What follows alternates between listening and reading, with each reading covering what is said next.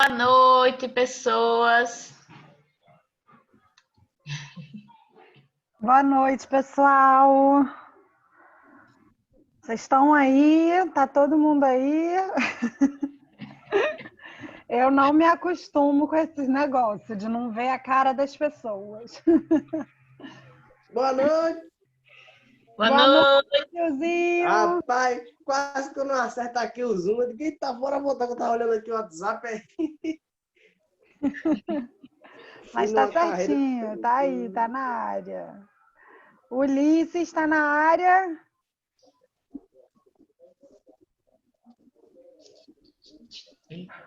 Olha ele. Tá. Seu microfone tá fechado. Aí. Tá, eu ia fugir também, mas não vou não. Pode não, rapaz, vai isso não. Boa noite, todo mundo. Sei que teve ontem uma turminha querendo entrar ontem. Cadê o link? Cadê o link? Foi feriado, a gente até estranha, né? A gente já está acostumado a se encontrar toda segunda-feira. Mas estamos aí, vai ser uma sequência hoje e amanhã. Hoje no bate-papo com o Ulisses e amanhã nosso segundo dia de oficina com a Linete. Eu estou até hoje ainda aqui reverberando o primeiro dia de conversa com a Linete. Escrevi um monte de coisa que eu estava há anos para escrever e aí saí inspirada da conversa com ela e escrevi. Espero que tenha surtido o mesmo efeito para todo mundo que participou. Para contextualizar o Ulisses, a Linete ela caiu agora, mas ela está acompanhando a gente. Ela está fazendo a oficina de contação de histórias, que está sendo junto com esse módulo de identidade, né? Identidade e território. Então, no nosso primeiro encontro, semana passada, foi primeiro uma conversa com o João Campos, do PELD, da UFAL e do Instituto Juruá, que foi muito bacana, bem inspirador. E depois o nosso bate-papo com a Linete. Olha ela aí voltando. Tá entrando aí. Então, hoje estava combinado de ser uma troca com o Ulisses e o seu Amaro, que é uma liderança daqui da APA Costa dos Corais, de Paripueira, mas ele teve algum problema que ele sumiu. A gente não conseguiu localizar ele hoje, a Ju conseguiu falar com ele hoje de manhã cedo. O Johnny lá de Paripueira ia ajudar ele com a internet e tal, com o Zoom, mas aí parece que não rolou a ajuda do Johnny. A Ju ia levar ele lá para a nossa base, na Barra de Santo Antônio, para ele usar por lá, mas depois a gente não conseguiu mais achar ele, não sabemos o que aconteceu. Então, sabendo que o Ulisses conhece essa APA Costa dos Corais como ninguém, estamos sentindo falta do seu Amaro, mas sabemos que vai ter muito pano para manga para esse bate-papo de hoje. Então, Ulisses, sinta-se à vontade. Eu sei que é super esquisito conversar com a galera com esses quadradinhos, sem foto, sem carinha, mas eles estão aí ouvindo e as pessoas que estão presentes hoje são pessoas muito participativas, que têm estado muito ativas no projeto. Então, eles estão ligados na conversa e certamente vão interagir aí. Fica à vontade. Obrigado, Gabi.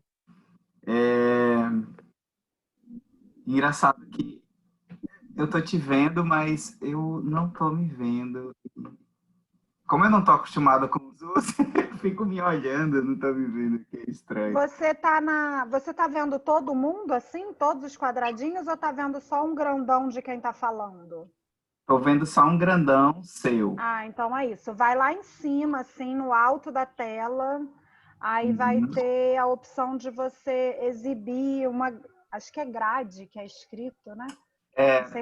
Tá escrito aí, grade? Exibir, grade. Gallery... Viu? Gallery View. Foi, funcionou. Funcionou? Então tá. Funcionou. Tá, então vamos lá.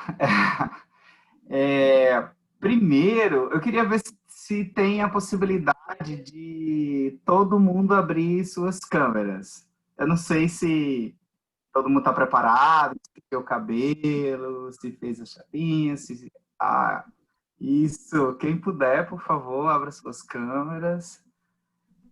Piozinho, o nosso músico, né? Já está com violão na mão aí. Já está a postos. Que legal ver todos vocês.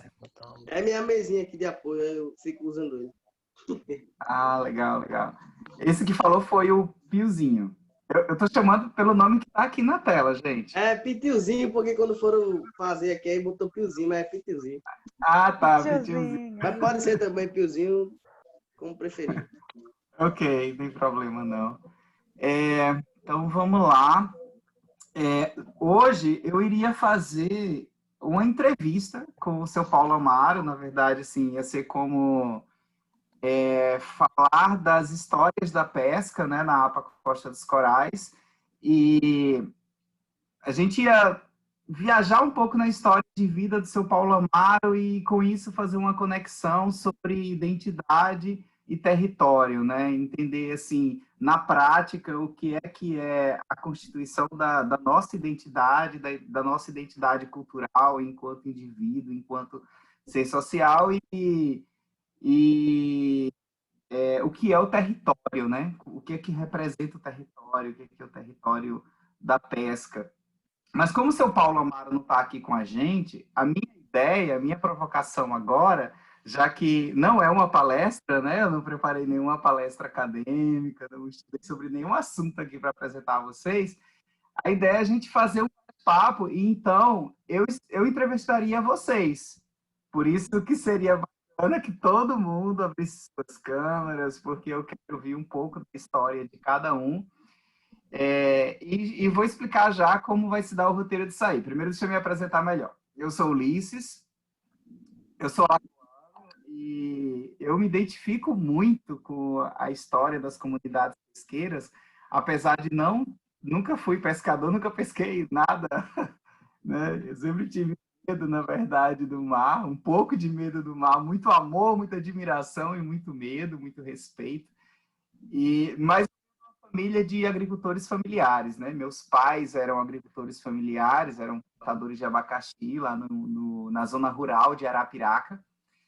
E meu pai era uma figura muito engraçada, né? Meu pai era um homem negro, mas ele não dizia que era negro, né? Ele falava que era moreno, né? Mas ao mesmo tempo ele contava que a bisavó dele foi escrava, né? Que foi alforriada, e ele contava histórias da luta, né? De seus ancestrais, de sua bisavó, de sua avó, por respeito, né? E por ter uma comunidade, né?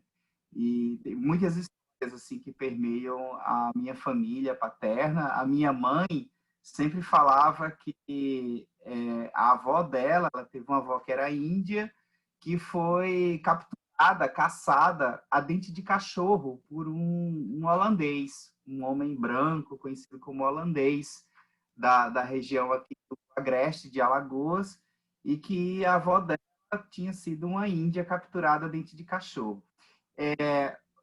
Na época na faculdade, eu fiz história, que eu tentei assim, investigar um pouco da história da minha família, mas foi bem difícil, porque também na minha família não se tinha uma tradição por ser descendentes de afro, né, ou descendentes indígenas, os nomes das pessoas eram sempre modificados, né? Então, todos os homens da minha família, no passado, tinham um nome bem português, né? Eu sou José Ulisses dos Santos, meu pai era Manuel Ulisses dos Santos, meu tio era Vicente Ulisses dos Santos, meus irmãos Jorge, Antônio Ulisses dos Santos. Eu sou o segundo José Ulisses dos Santos. E todas as mulheres eram Maria da Conceição, Bastiana da Conceição, Josefa da Conceição.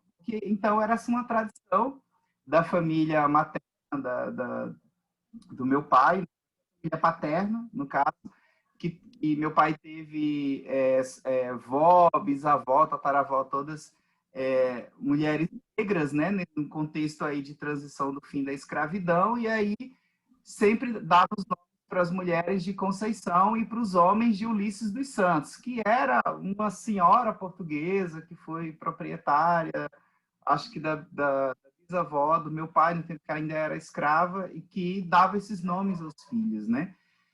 E no a gente tinha, eu achava muito curioso e muito estranho quando meu pai dizia assim que não era negro. Ele contava a história, né, da escravidão, mas ele dizia, mas eu não sou negro. E eu ficava me questionando aquilo, né? Como se constituía essa identidade, né, do meu pai e como se constituía a minha identidade também, essa busca do por quem eu sou, né?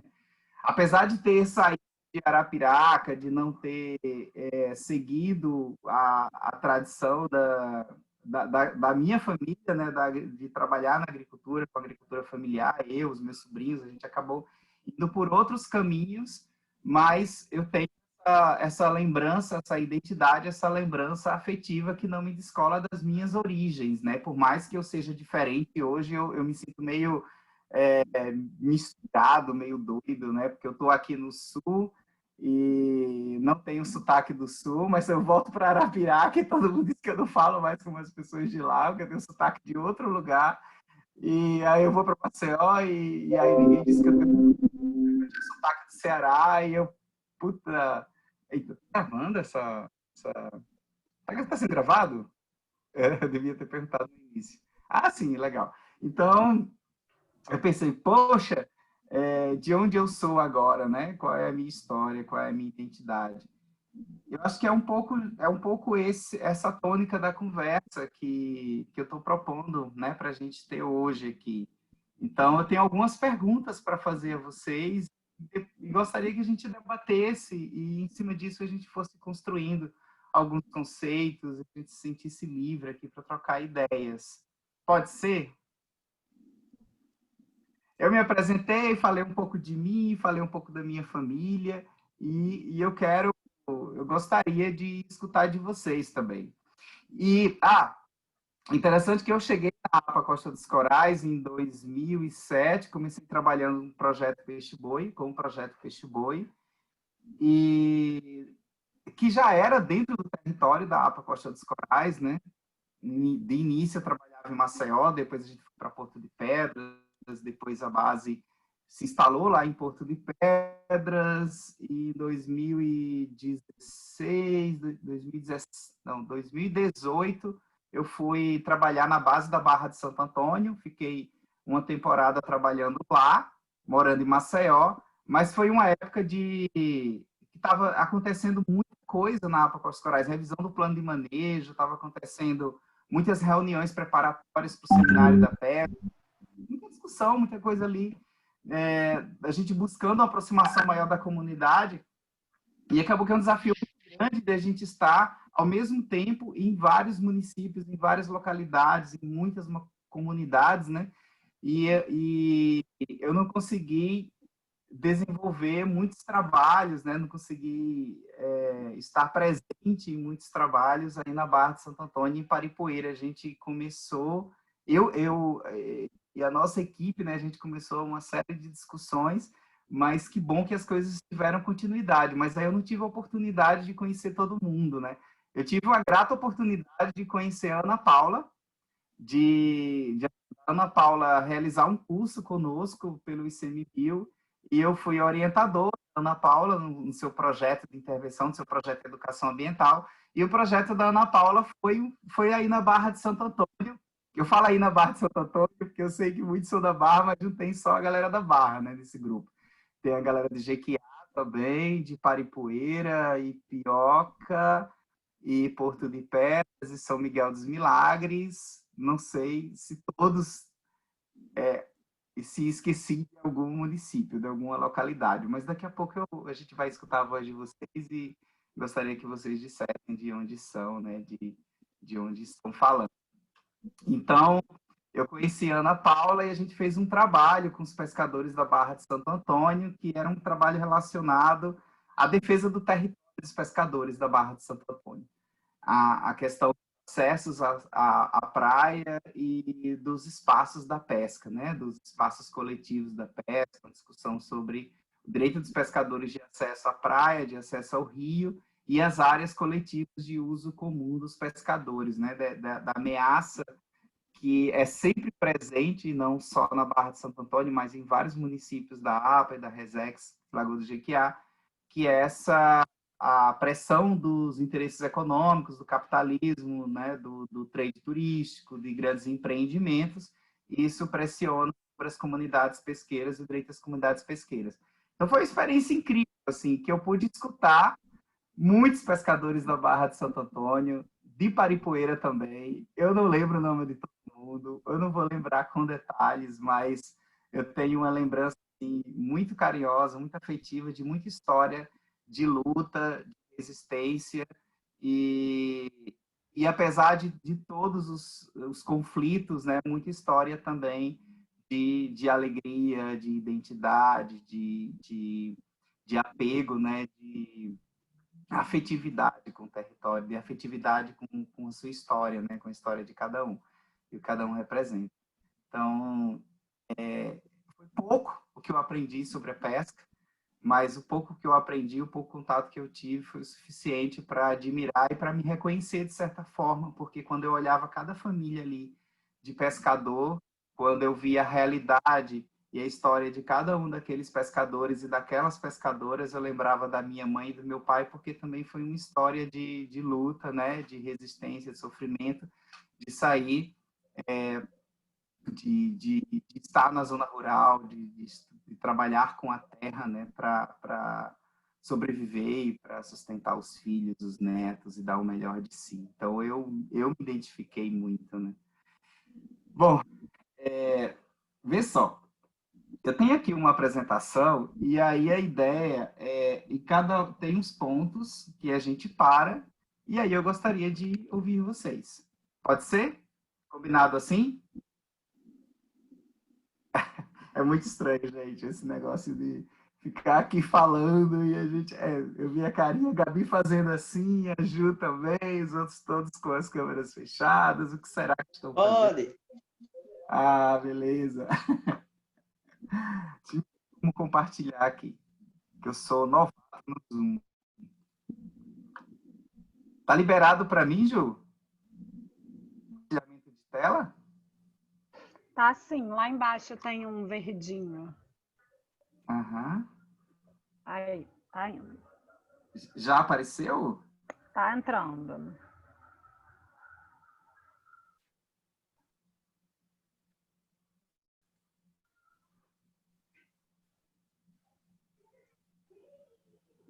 Vocês veem uma tela com o Por título... enquanto ainda não. Por Não? enquanto. Agora sim, agora veio. Agora veio. Mas é só...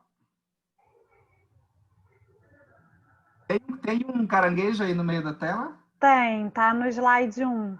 É muito ruim quando a gente transmite, que aí é que não vê mais ninguém mesmo, né? Só vê a própria tela. Mas tá rolando. Eu até que tô... eu até que tô com duas telas aqui, mas não tô conseguindo colocar a apresentação em uma e o Zoom na outra. Mas enfim, certo. Só falta Então, maximizar, gente... aumentar, botar a tela cheia. Ah, não tá na tela cheia não ainda? Gente... Perdidaço da Silva.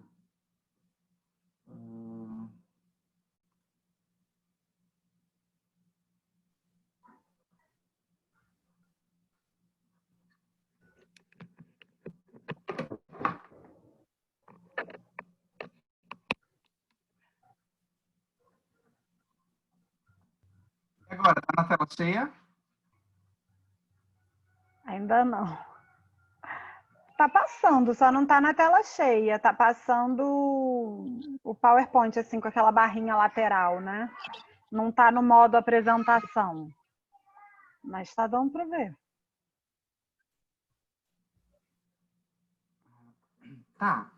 Então, o título é Mergulhando nas Histórias da Pesca na APA Costa dos Corais. Está no plural, Mergulhando nas Histórias da Pesca, justamente porque a ideia é a gente mergulhar um pouco na história de cada um, de cada uma, de nós, de vocês, de suas famílias, né, em relação à pesca, não só na APA Costa dos Corais, né, no litoral alagoano, onde vocês estiverem,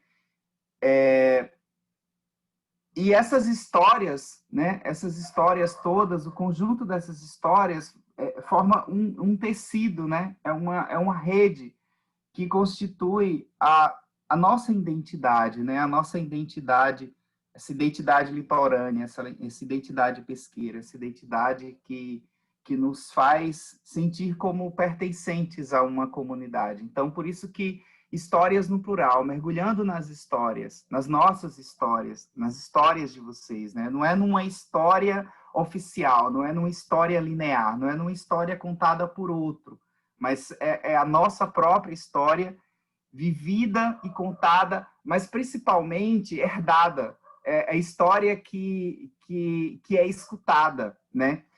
A história que vem dos nossos pais, dos nossos avós. E aqui eu já faço uma provocação a vocês, né? O quanto que a gente dedica de tempo para escutar as pessoas mais velhas da nossa família, né? Os nossos pais, os nossos avós, os tios, né? O quanto que a gente sabe da nossa história, né? Cada um sabe da sua história. Eu falo isso porque eu demorei um bom tempo para despertar para a história da minha família, para a história dos meus pais, meu pai, de minha mãe, de minha avó, para me interessar por isso, né? Eu vivi a adolescência interessado por outras histórias, por histórias ou por histórias de ficção, né, ou interessado pelas histórias do livro, né, pelas histórias dos filmes, mas a história da minha família era algo que não me interessava até determinado momento. Eu demorei um pouco para despertar para essas histórias, né? E a pergunta é, que histórias eles têm para nos passar, né? Que histórias a gente tem para aprender, né, com eles?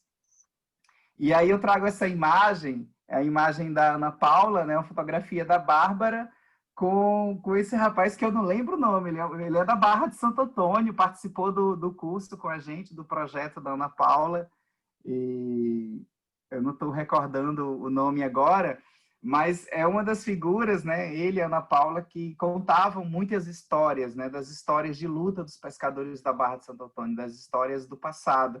E eles sempre diziam assim que essa história parecia que às vezes parecia que tinha ficado no passado, porque as novas gerações, tanto aqueles das velhas gerações, haviam se desestimulado por algum motivo e se desmobilizado. E essas histórias não estavam sendo contadas para as novas gerações, né? Então, a pergunta é, eu dividi essas perguntas em três momentos inspirados em Santo Agostinho, em Agostinho de Hipona. Um filósofo, né? Santo Agostinho é santo, né? É um santo católico, mas ele foi um grande filósofo, né? Ele tem um livro chamado Confissões, em que ele faz várias reflexões ali sobre o tempo e sobre a memória. E ele diz o seguinte, que o tempo ele é sentido através da nossa percepção, da nossa memória, né, das coisas. E ele disse que o verdadeiro... A gente pensa, né, em tudo, no passado, no presente e no futuro, sempre no presente. Então, ele fala que o tempo, né, na nossa memória, pode ser dividido em três momentos, que é o passado, o presente e o futuro. Mas ele chama o passado de lembrança presente das coisas passadas. O presente ele chama de visão presente, né, das coisas presentes, e o futuro ele chama de esperança. Esperança das coisas futuras, né? Para dizer que a maneira como a gente olha para o passado é diferente em cada momento que a gente pensa o passado, né? Eu vou citar um exemplo para vocês. Assim, a maneira como eu olho para a história, eu penso na história do meu pai, ou na história da minha mãe, hoje é diferente de como eu pensava há 5 anos atrás, ou de como eu pensava há 10 anos atrás. Porque à medida que a gente vai construindo, adquirindo novos conhecimentos, novas vivências, a gente vai fazendo uma nova leitura do passado. Então, é sempre uma lembrança presente das coisas passadas. A gente sempre vai estar lembrando em algum presente e a todo momento que a gente estiver lembrando desse passado, a gente vai lembrar dele de uma maneira diferente, não vai ser sempre da mesma forma, porque é assim que a gente constitui a nossa identidade, né? Esse encontro do eu, do que eu sou agora, com o que eu fui um dia, né? O outro. E aí, daqui a alguns anos, a gente vai se deparar com uma nova visão de mundo, influenciada por novas ideias, tendo aprendido novas coisas, e a gente vai olhar para o passado e pensar no que já viveu, mas vai ver de uma forma diferente. Então, esse contato com o passado é sempre uma lembrança. E assim, por mais que a gente seja jovem, nós sejamos jovens, né? Eu tenho 40 anos, mas ainda me considero jovem, e vocês são muito mais jovens do que eu, né? Tanto, mas são bem jovens, e talvez pensem assim, eu não tenho, eu vivi pouco ainda, eu não tenho muitas lembranças, eu não vivi muitas aventuras, eu não vivi muitas histórias, eu não sei de muita coisa, mas outras pessoas sabem, outras pessoas viveram perto de nós, na nossa família, dentro da nossa casa. E ao escutar essas histórias, a gente viaja nessas histórias e a gente se vê nesses lugares, a gente se vê vivendo aquelas situações e a gente vai constituindo também a nossa formação, a nossa identidade ao absorver essas histórias, ao escutar. Então, eu pergunto a vocês, eu trago aí três perguntas e gostaria que vocês abrissem a câmera, o microfone e tentassem responder, se não as três, uma delas, né? Como começou a história da pesca na sua família? Quem? Por onde começou? Quem começou a pescar na sua família? Seu avô, sua avó, seu bisavô, seu tataravô, né? Você sabe onde começou essa história da pesca na sua família? Qual a lembrança mais feliz ou mais triste que você tem sobre a pesca na sua família, né?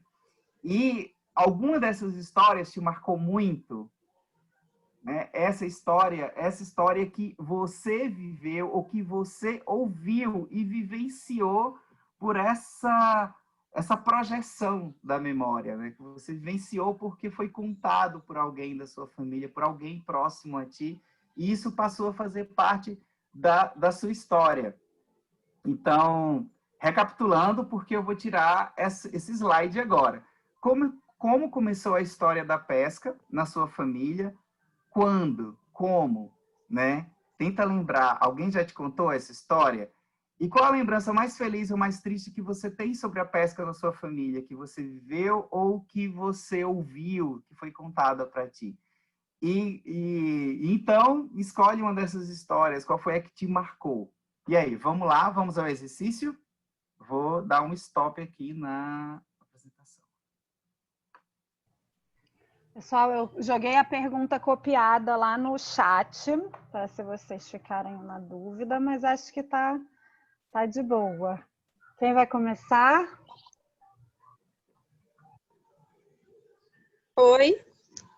Pode falar, Vitória. Estão me ouvindo? Sim. Sim, estamos ouvindo. Que bom. Certo. Essa aqui um pouco... rosto, Vitória. Tá, vou mostrar. A gente vê. Agora.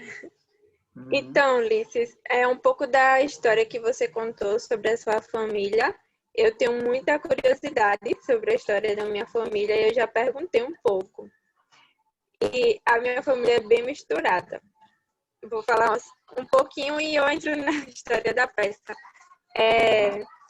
Os meus avós maternos, a minha avó, eu descobri que ela é filha de um senhor de engenho, e o meu avô eram escravos, a minha bisavó era escrava. E também eu descobri pelo meu sobrenome que o meu avô paterno é de uma família aqui, do pessoal que veio para Porto Calvo, da Holanda, eu acho. Não, portugueses que vieram para Porto Calvo. Então, eu sei um pouquinho sobre isso. Eu gostaria de saber mais, mas eu não consegui descobrir.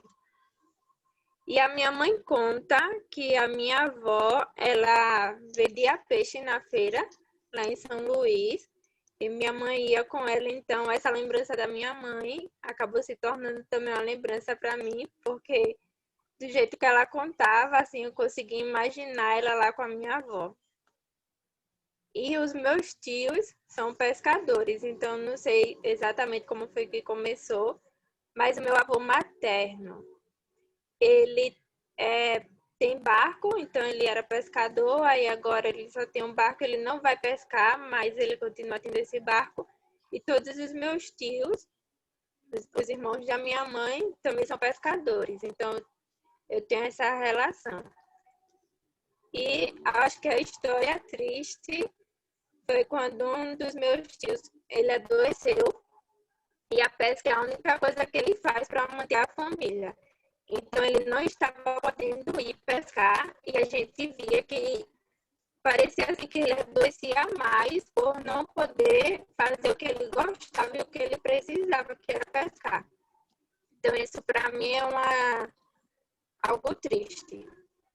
E eu acho que a sensação boa, a lembrança boa que eu tenho da pesca foi há alguns dias atrás, no domingo, que eu pedi o meu tio, e ele me deu um negocinho de pesca. Não era uma vara, era algo artesanal que ele fez. E eu fiquei tentando pescar, então eu aprendi algumas coisas. Legal, Vitória. História linda. E me diz uma coisa, só para descontrair, e qual o peixe que você mais gosta? É o peixe favorito da minha mãe também, que é a arabaiana. Aham, que legal.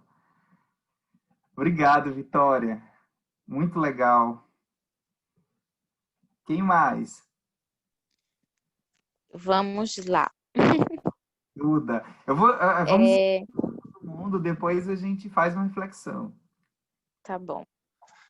Como começou a história de pesca na minha família? Assim, eu tenho muito o referencial dos meus avós. Porque tanto o meu avô paterno quanto o meu avô materno, eles sempre pescaram, assim, desde que eu nasci, eu sempre soube disso. E principalmente, assim, e eram pescas bem diferentes, porque o meu avô paterno, ele sempre teve barco. Então, quando ele começou, né, ele adquiriu um barco e tal, então era pesca mais em alto mar. Já o meu avô materno, ele pescava mesmo assim, com a questão de sobrevivência, até porque o meu avô paterno, né, ele tinha alguns terrenos, algumas coisas. Já esse meu avô materno, não.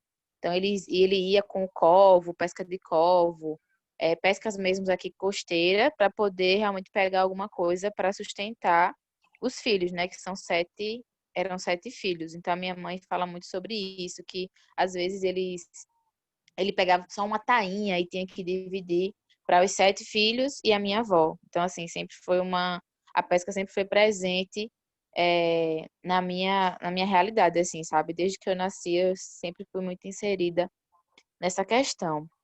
E acho que a lembrança assim mais triste que eu tenho da pesca na minha família é o fato de que o meu avô, que muito se comenta, ah, a Duda é neta de pescador e tal, e o pessoal aqui tem ele como referência.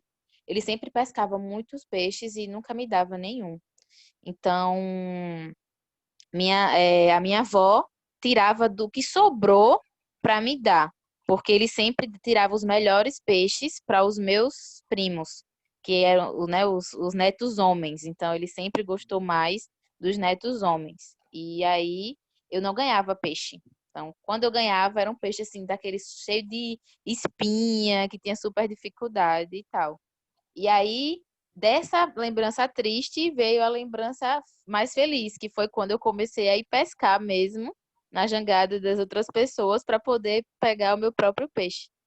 E foi interessante ver, tipo, o quanto foi chocante para ele ver que eu fui, né, na jangada de outra pessoa e arrasei, não vomitei e tal. E ele ficou me questionando, dizendo que se soubesse tinha me levado, sendo que nunca aconteceu.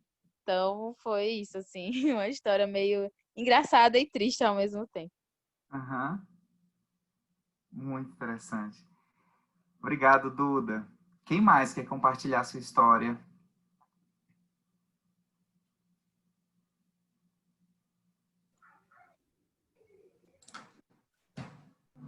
Cheguei.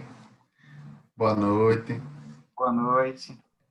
Então, sobre a primeira pergunta, né?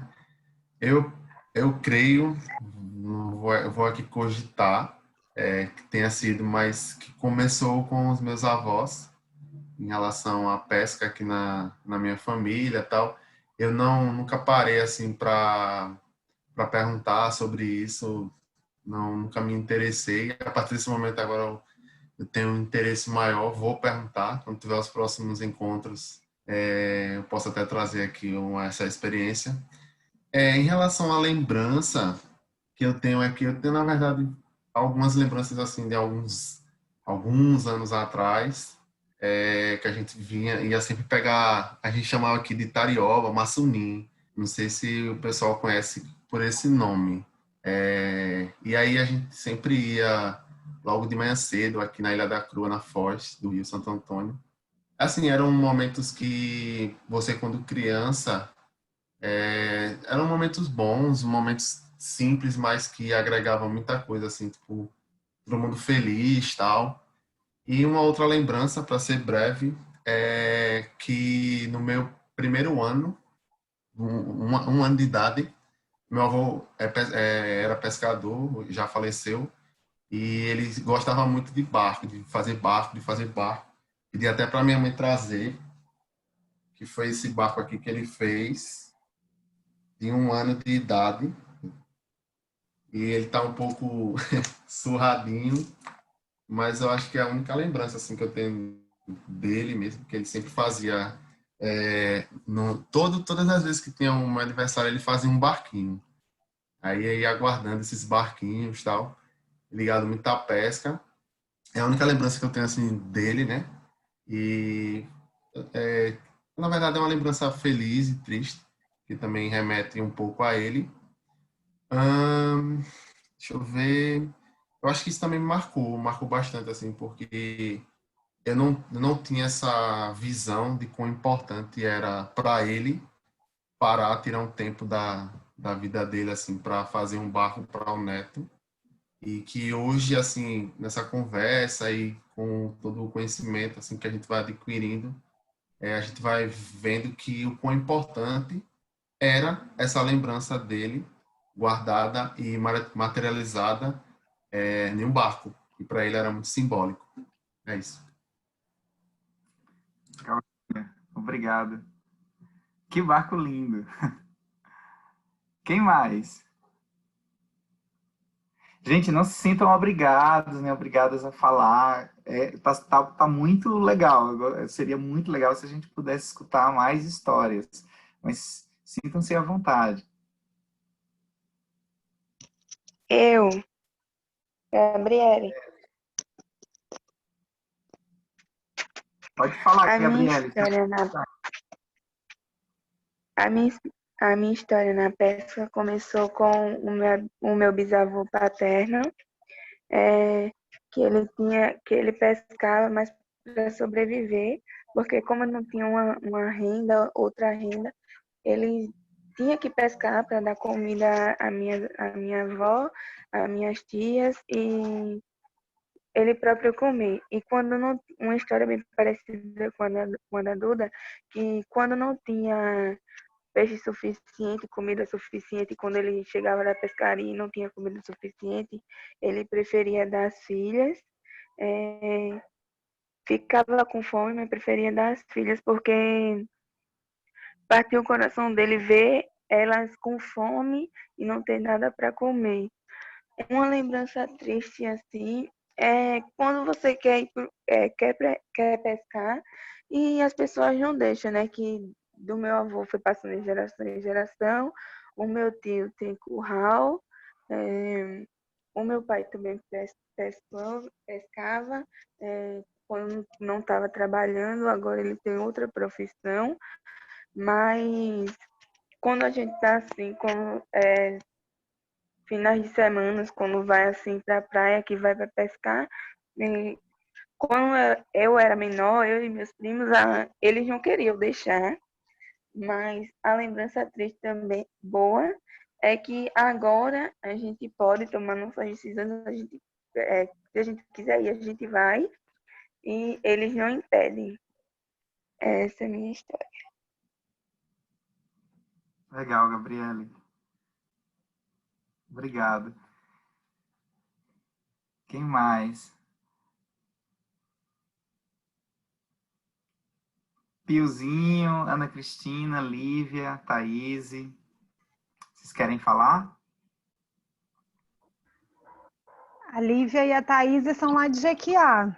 Fiquem à vontade de compartilhar, viu, meninas? A gente adora quando vocês compartilham. Elas são bem massa. Bom, se vocês não quiserem falar agora, podem falar daqui a pouco ainda. Eu vou fazer novas perguntas, né? Eu achei lindas as histórias. Acho que tem tanta coisa interessante que a gente consegue refletir, né, sobre essas histórias que foram contadas da Maria Vitória, do Júnior, né, da Duda, e da Gabriele. Foram só vocês que falaram, né? Eu esqueci alguém. O Pitiu aí abriu o microfone, acho que tá querendo. Vai lá, Eu vai ia lá. falar. Agora eu ia falar. Assim, eu não tenho uma história pouco interessante, mas é uma história, né, tipo, de mim mesmo. Assim, quando eu era novo, ninguém, assim, questionando minha mãe, meu pai, ninguém pescava, né? Quem pescava de muito tempo são os meus tios, né? Que eles são até novos, não são nem velhos. Tem o que? Acho que vai fazer 50 anos agora. Aí, tipo, em questão de pesca, faz muito tempo, entendeu? Que eu gosto muito de pescar, né? Agora o negócio era mais linha de mão, né? Quando eu enxergava e eu ia jogar bola, antes a gente ia mais cedo, né? Pra esperar a maré secar e rachar. E, tipo, quando a maré tava secando, tinha gente arrastando rede, né? Aí sempre eu tava lá, pescando peixe. Às vezes eu chegava, ia pescar linha de mão, pegava o quê? Acho que uns 5, 6 bagres. Aí chegava em casa, aí quando eu ia fritar, eu disse, rapaz, eu vou almoçar com bagre. Ele disse, tá doido, menino? Oxe, almoçar com bagre? Eu digo, oxe, o que é que tem? Aí ele falava, não, rapaz. Aí eu digo, eu vou sim. Aí minha mãe tratava, eu comia. Aí em questão de pescar, de tempo, a minha mãe começou a pescar agora há pouco. Acho que vai fazer o quê? Uns 3 anos, há 4 anos que ela tá pescando, que ela pesca marisco, né? Que é maçulim, tareia, essas coisas, que ela se junta com as amigas dela, né? E vai pescar. E tem dia que pega 2 quilos, tem dia que pega 3 e assim vai. E tipo, a história é essa. E em questão de lembrança ruim, não tenho não. Graças a Deus não. Só quando eu não pegava peixe, né? Que eu não gostava, mas mais ou menos isso. Mas Né? mais ou menos isso aí a história. Obrigado, Pitiu. É Pitilzinho, né? Ou é Pitilzinho? Acertei. É isso mesmo. Pitilzinho. E a Ana Cristina, Lívia, Thaís, vocês estão aí? Querem falar?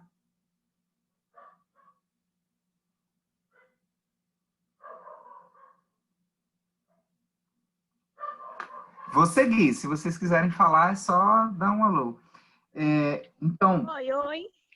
Oi. Oi, Thaís. Ana Cristina. Eu vou falar. Pode falar. Bom, vai, a minha primeiro lembrança, assim, eu não tenho muita relação com a questão propriamente da pesca, né? Mas eu tenho boas lembranças no sentido de o compartilhamento com a minha avó, que contava as histórias variadas. Então, são histórias hoje que a gente vê como lendas urbanas, né? Mas ela contava muitas histórias que até hoje ficam na memória.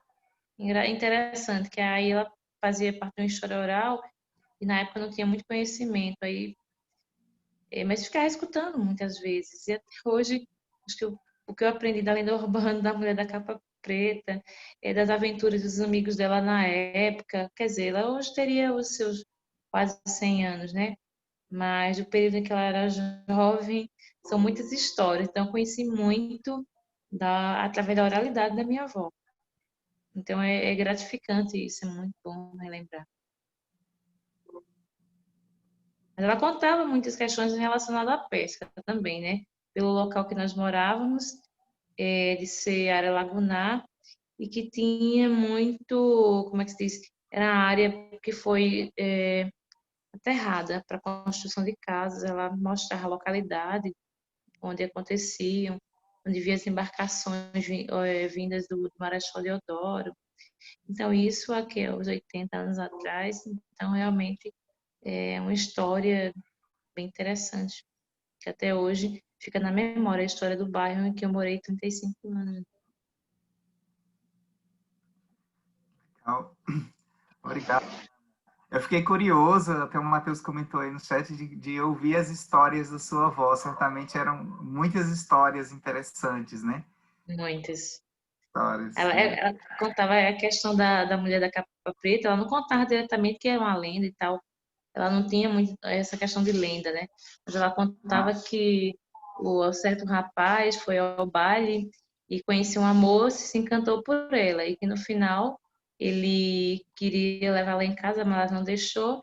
E que no final, depois ele descobriu, foi na casa dela, né? Assim como é contada a lenda, foi na casa dela e quando chegou lá se deparou que ela não existia, ela estava morta, né?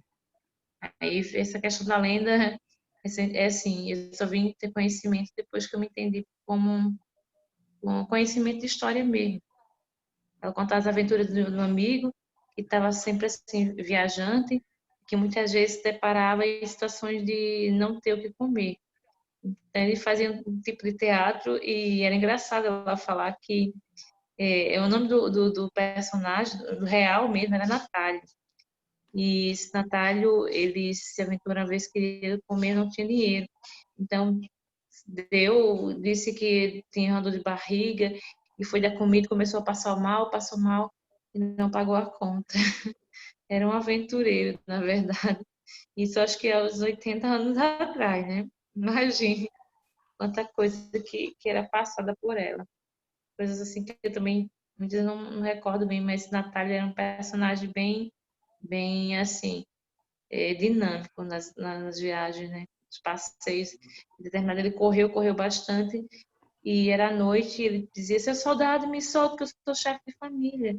Mas na verdade era aquele arame farpado que tem enganchado na camiseta, mas ela contava com uma total realidade, que realmente foi fato esse, né? Da mulher da capa preta não, sabemos que é uma lenda. Mas ela contava as histórias. Porque, na verdade, antigamente, as pessoas pensavam muito e criavam histórias, principalmente com uma lenda de pessoas mortas, né? Dizia que um amigo vinha do mercado e passou pelo cemitério e a mulher estava segurando na barriga e aí tinha sido uma história de uma pessoa que morreu desse jeito, né? Mas que como fosse a história de uma penada, né? Contava-se muito, eu tinha muito medo. Uhum. Ana, sua avó tinha um talento incrível que é hoje pouco valorizado, né? Que é o de Verdade. histórias, né? De narrar Talvez histórias. porque ela estudou em colégio de freira e aí contava-se muita história naquela época. Era a época das irmãs francesas que vieram fazer missão aqui no Brasil e o Colégio de Bebedouro Bom Conselho era uma escola, um internato, e elas viviam em regime de internato mesmo. Então ela contava muitas histórias e ela absorvia tudo, né? Então o que passava para ela, ela contava como vivência, né? Acho que foi tudo isso. Legal, muito legal. Obrigado pelo seu depoimento. Quem mais quer compartilhar? Eu agora. Thaís. Sim. Então, boa noite, né? Boa Assim, noite. eu não tenho tantas histórias para contar igual aos meus colegas, porque da minha família, né? Dos meus avós, porque eu sou uma das netas mais novas. Aí também, quando meu avô veio a falecer, eu era, ou era bem pequena ou eu não tinha nascido. Um desses dois atos aí. Mas assim, a minha avó sempre contou muitas histórias pra gente, que até na aula passada eu comentei, que ela conta bastante história. E assim, minha avó conta que meu avô era um dos pescadores que mais pegava peixe na região na época. Meu avô fazia barco, né? Ele sustentava, os dois tiveram 13 filhos, né, para sustentar da pesca e da roça. Só que alguns morreram, sabe? Assim, antes de nascer e tudo mais. Aí só tem o que? Eu acho que uns 9 em vida dos filhos da minha avó. E também os meus avós foram os primeiros a serem moradores aqui do povoado, né? Que eu moro, que a gente mora aqui em Jequiá. A gente vive, não é do mar, é da lagoa. Mas assim, minha avó conta muita história do meu avô. E conta muito dos sofrimentos dela, né? Mas e também antes existia muito esse tabu, né? Que mulher não podia pescar nem tudo mais. Essa é uma grande tristeza e que temos hoje em dia como realidade, né? Mas assim, hoje em dia meus tios permitem, mas antigamente não, minha avó conta, porque eu não tenho muitas recordações, porque como eu era pequena, não lembro muito como era antes, porque hoje em dia na minha família não existe tanto isso, né? Aí eu não Uhum. tenho tantas histórias assim para contar. Thaís, você contou várias histórias, você sabe de muita coisa. E assim, a que eu gostei de saber foi a história que eles foram a serem os primeiros a morar aqui. Aí, inclusive, tem até uma foto deles que só tinha a casa deles e tudo mato, sendo que hoje é um povoado, né? É bem legal. Legal. Obrigado, Thaís. Quem mais?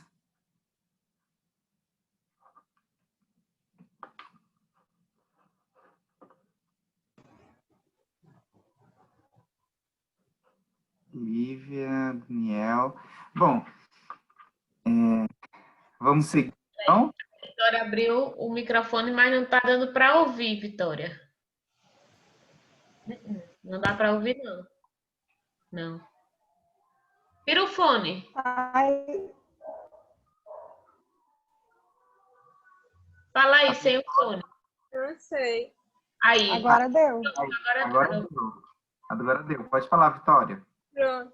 Só para acrescentar o que o Pitinho tinha falado sobre maçonia, tarioba, eu tenho uma lembrança muito forte com a minha tia e os meus primos, que a gente, quando ia à praia, a gente pegava um monte de maçonia e tarioba, e aí a gente voltava e preparava tudo. Tinha todo o ritual, né, de tirar de dentro da casquinha e preparar e todo mundo junto. Aí a gente almoçava. E já passou um tempo que a gente não faz isso. E quando eu fui na casa dela, a gente já marcou e já quer ter a lembrança novamente. Nossa. Agora eu tenho uma outra pergunta para vocês. Na verdade, eu vou para otimizar, né, com a questão do tempo, mas eu vou jogar primeiro as perguntas e vou. Não, vou fazer melhor. Primeiro, eu gostaria de comentar algumas coisas que vocês falaram que eu achei muito interessante. Se tiver alguém levantando a mão, querendo falar, me avise, me interrompam, por favor, porque eu não sei se eu consigo ver tudo.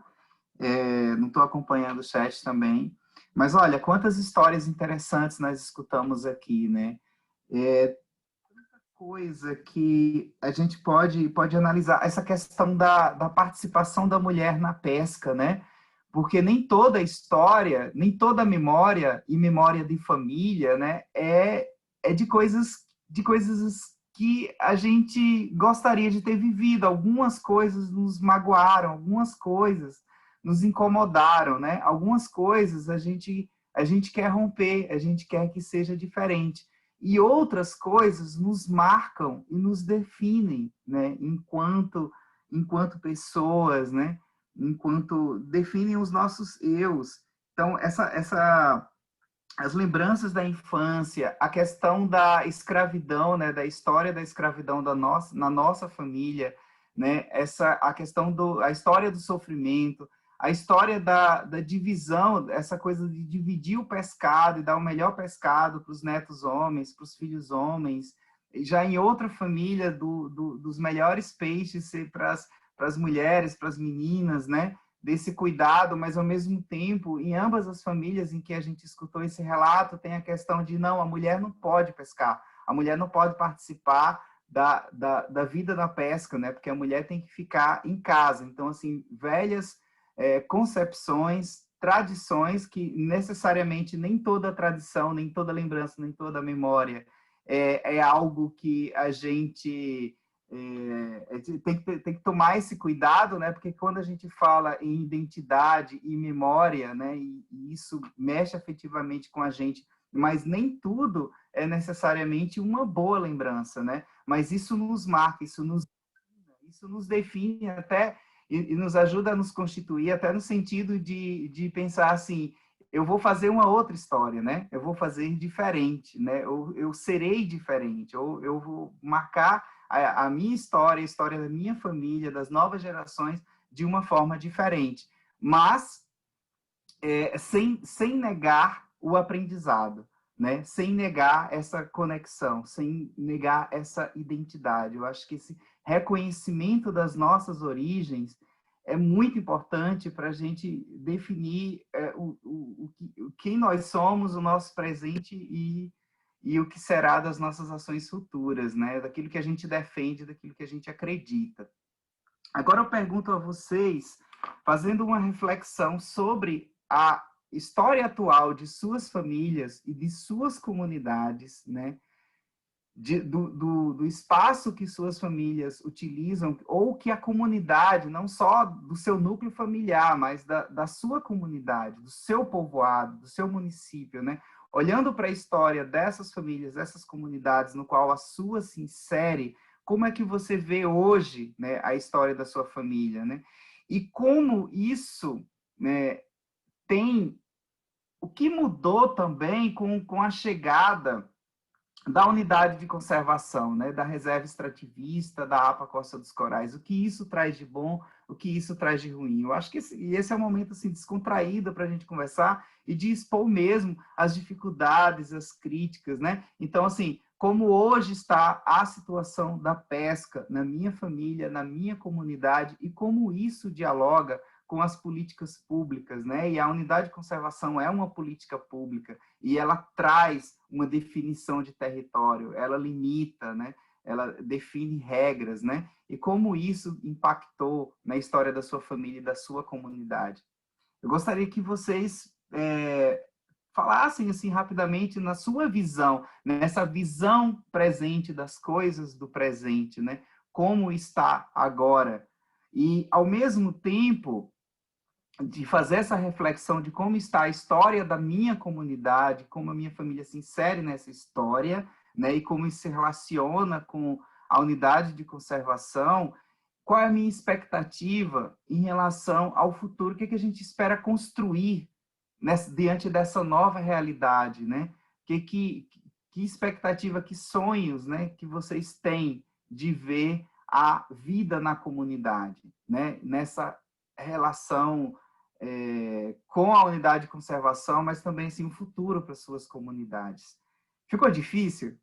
Eu juntei, seria 2 momentos diferentes, mas eu juntei as 2 coisas agora por uma questão de tempo, porque eu acho que vocês estão super afinados nessa reflexão, né? Da sua história de vida, da história da sua família, da história da sua comunidade, e como a história da comunidade está agora, né? Os desafios que a comunidade está enfrentando, com a relação com a unidade de conservação, e o que você espera para o futuro, para a sua comunidade. Difícil? Acho que não. Vamos lá? Será que a gente pode ir na mesma ordem que a gente foi? Eu anotei aqui os nomes. Maria Vitória. É só para agilizar, mas pode ser, assim, também aleatório. E não tem que todo mundo falar, não é obrigatório. uma reflexão mesmo de vocês, gente. Como é que vocês estão olhando para a comunidade de vocês agora, no presente atual? Se vocês veem alguma relação com a questão da unidade de conservação, né? O pessoal da APA e da Resex. Uma reflexão de vocês. Lembra que aqui não tem resposta certa e errada, né? Porque é a experiência de cada um, a vivência de cada um. Isso.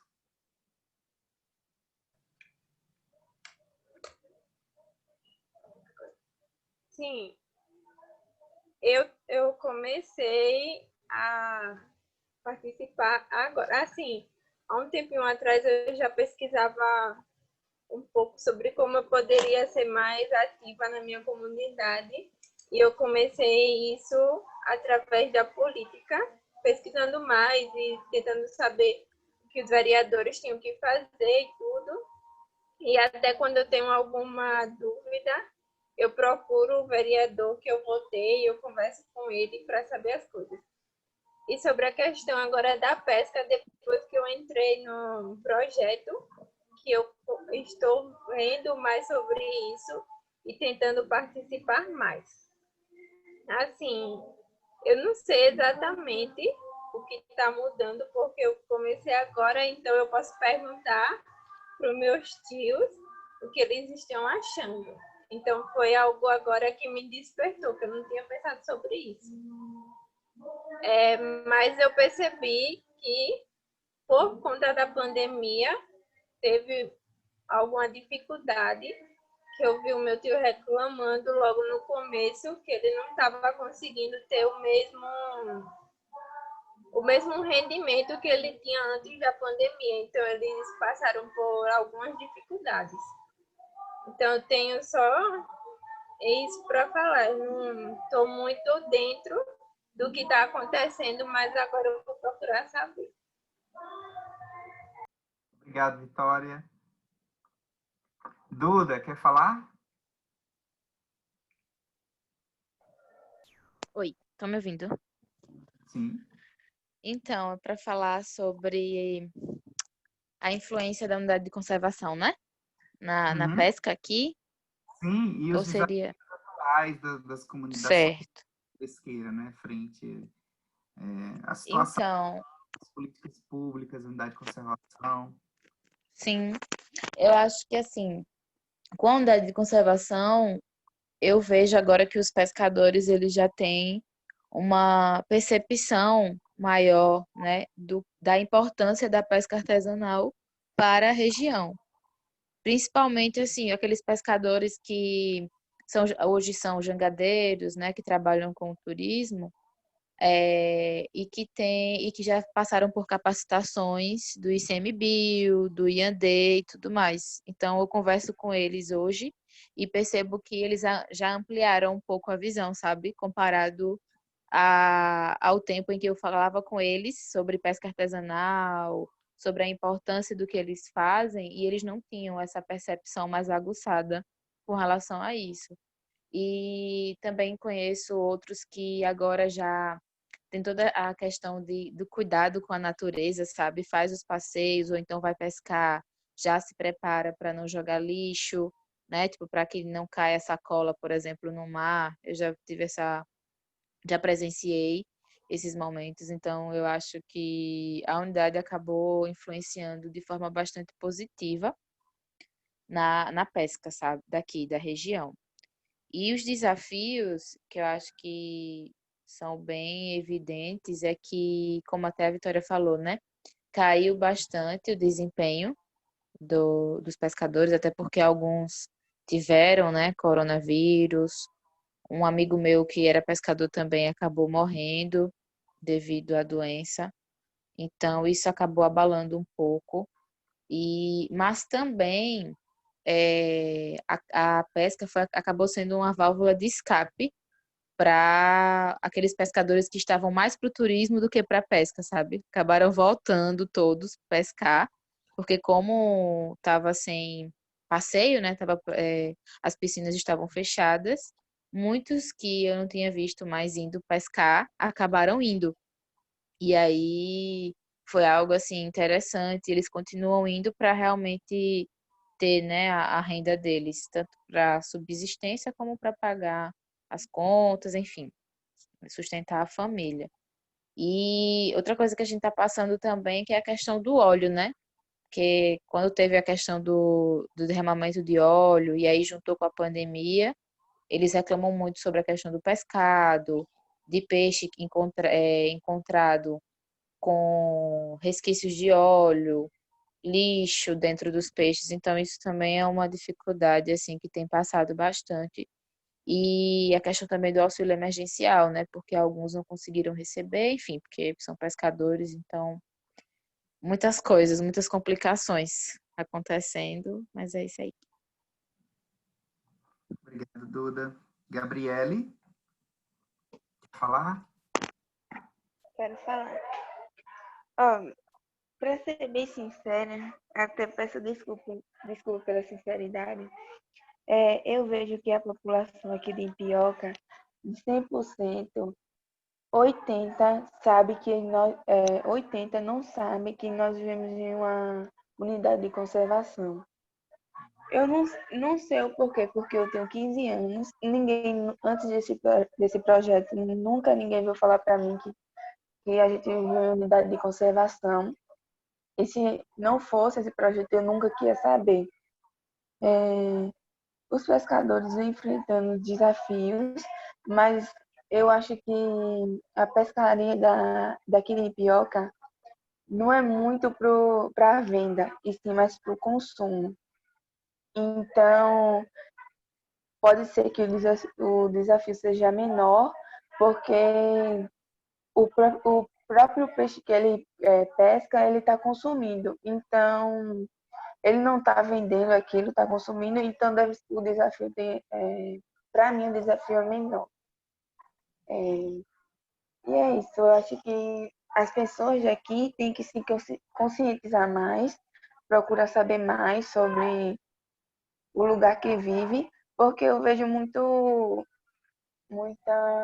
pessoas voando, não sabe. Agora sim, as pessoas que sabem, já sabem, ó, por que é proibido isso aqui? Por que não pode fazer isso aqui?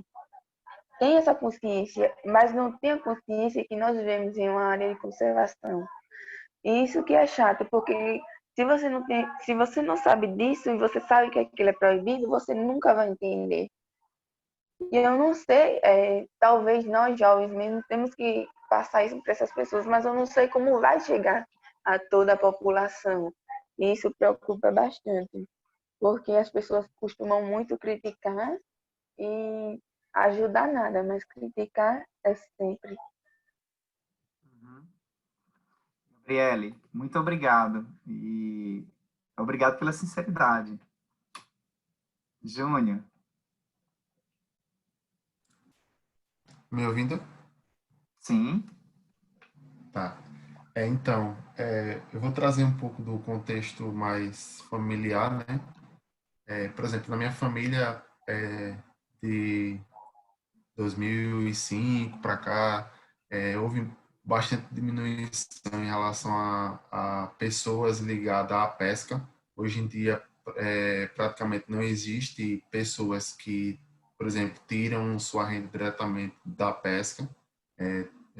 Praticamente zero dentro da família. Em relação ao contexto geral aqui na comunidade, a minha visão é que houve sim uma diminuição em relação aos pescadores e a comunidade em si. Não que houve uma escassez aqui no município, mas que sim é notório que houve uma diminuição da importância da pesca, até porque é um município que teve o seu núcleo de crescimento através de pescadores, né, fizeram aqui uma comunidadezinha de pescadores, e assim a cidade foi crescendo.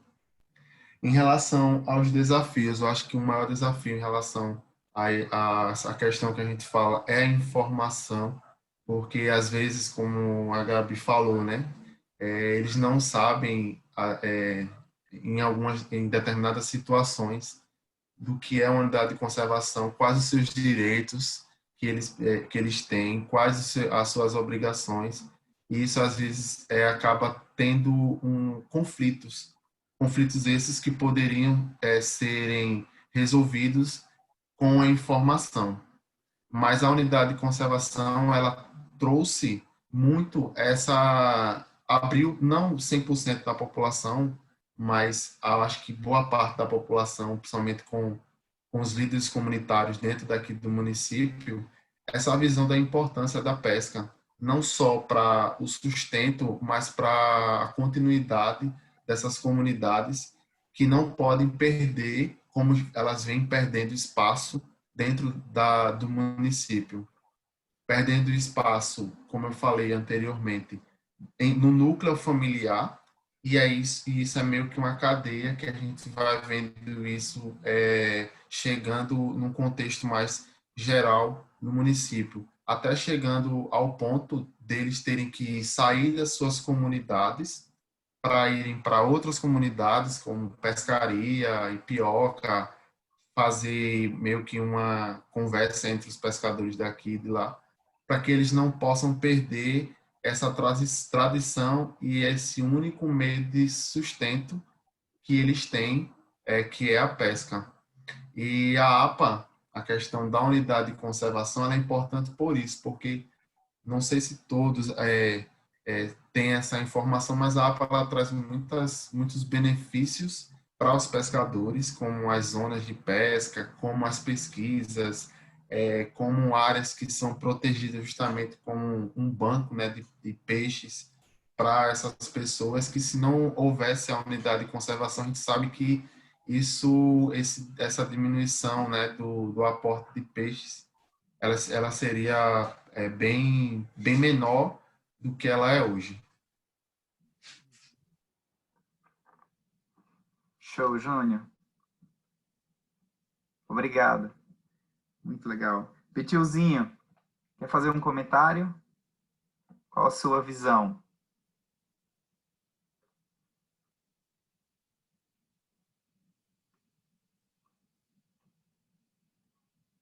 Enquanto o Petilzinho não aparece... Será que ele tá É o microfone, Petilzinho, tá desligado.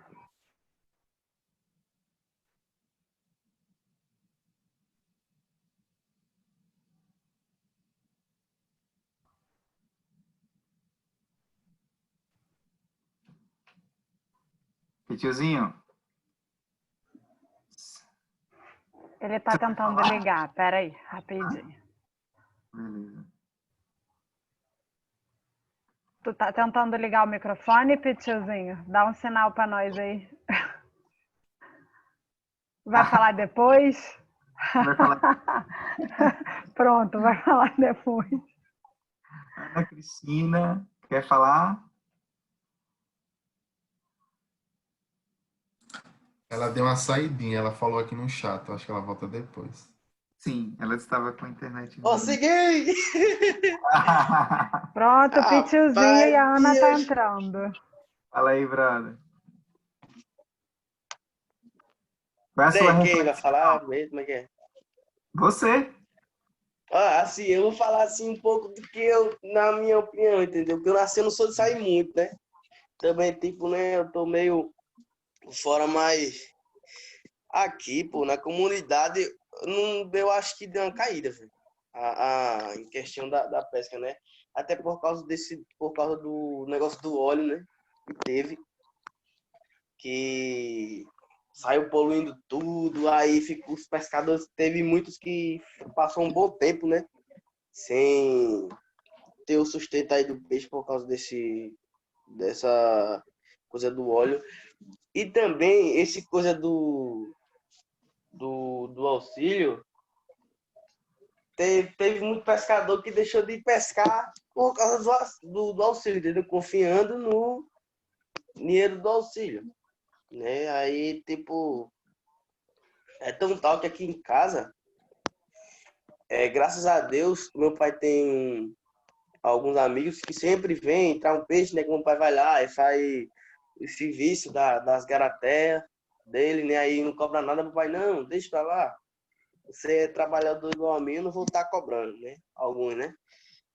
Aí, tipo, vinha direto. Peixe todo mês, graças a Deus. Aí agora deu uma caída. Eu não tô reclamando porque não tá vindo, mas eu tô dizendo em questão que, tipo, tá tendo uma diferença, entendeu? De quantidade. Tá tendo uma diferença. Deu uma caída bem, né? E é mais ou menos isso. Do pouco que eu tô percebendo, né? A caída que deu foi por causa desses dois fatores aí. Que foi questão do auxílio, que muito os caras estão se confiando no auxílio, né? E questão do óleo, né? Que teve, se não me engano, foi início do ano, eu não me lembro qual foi o período que veio A do, gente lembra. do óleo. Mas é isso aí. Beleza, obrigado, tiozinho. Thaís, Oi, Ana não quer falar primeiro? Ana voltou? Oi, Ana.